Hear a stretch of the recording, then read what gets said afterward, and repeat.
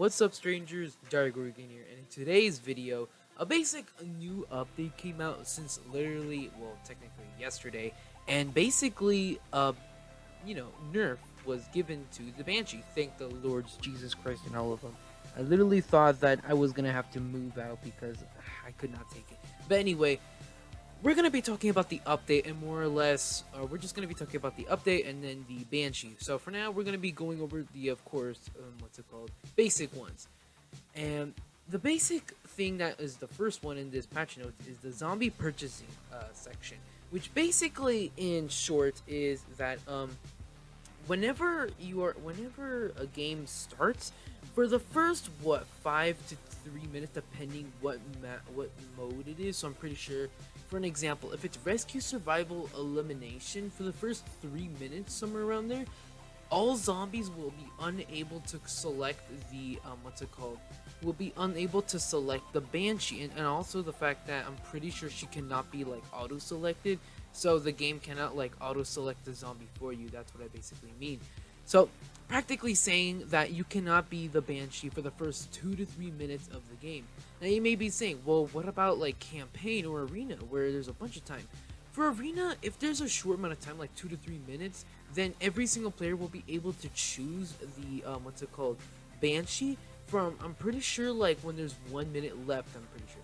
And for a campaign, I believe when there's like 6-ish minutes left, players are able to choose the Banshee because it's been going on for so long, the match. And if when the Banshee is able to be selected for the next 2 minutes, the Banshee will have a cooldown. So once a Banshee is selected or once a Banshee is spawned in, no one else can play as the Banshee, and you basically have to rely on that one person who has Banshee. I mean, hell, it could be someone who's AFK as the Banshee, or someone who doesn't even know how to play the Banshee. That's when you know you lost already. But it is actually a very nice feature, because I mean, the Banshee was extremely overpowered. Plus, when she died, literally the next person, like after like 2 seconds, can just play as the Banshee. You have to do it all over again, which was brutal.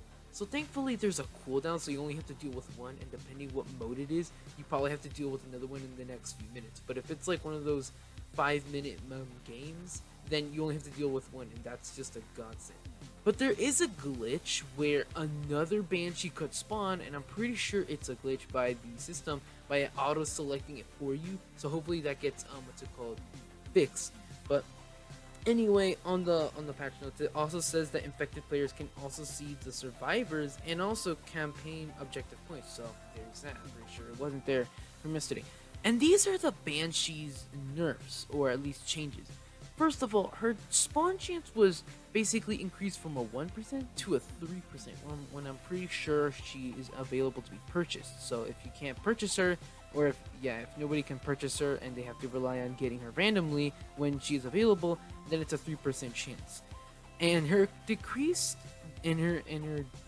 delay of her jumping, it's every single second, so she doesn't spam it and is not a hard target. But she's still a hard target, really, but not too hard already.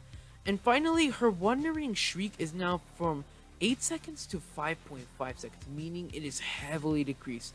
Meaning if you do get hit, you don't have to worry too much, but you still have to worry a lot, because you can get basically exposed in that little amount of time and still get hunted or anything like that. But still, at least this change is very good.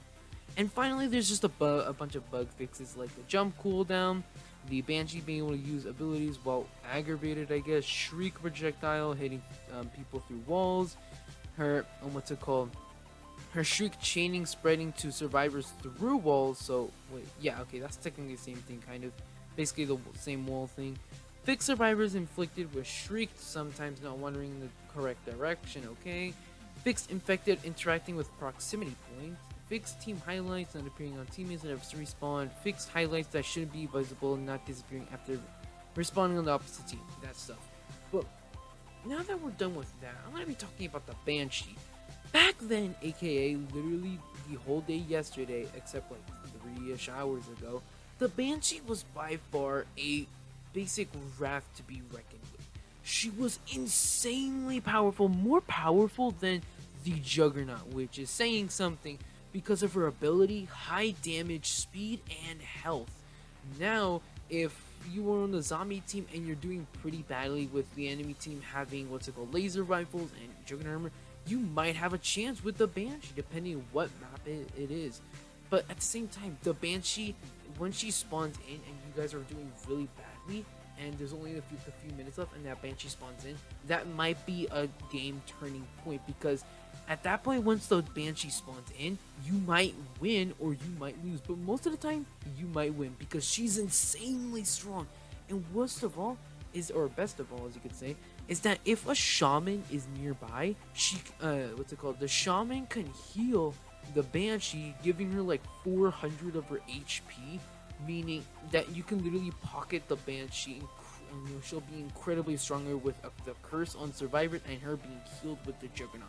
If a Juggernaut and a Banshee are in the same game, it is insanely difficult for the survivors to win, which is nice because I mean, like, duh, because survivors do have a huge advantage with Roblox weapons and everything like that. So at least this feature gives zombies a chance to be able to win. It's now like a 50-50 once there's only a few minutes left, which is a good thing.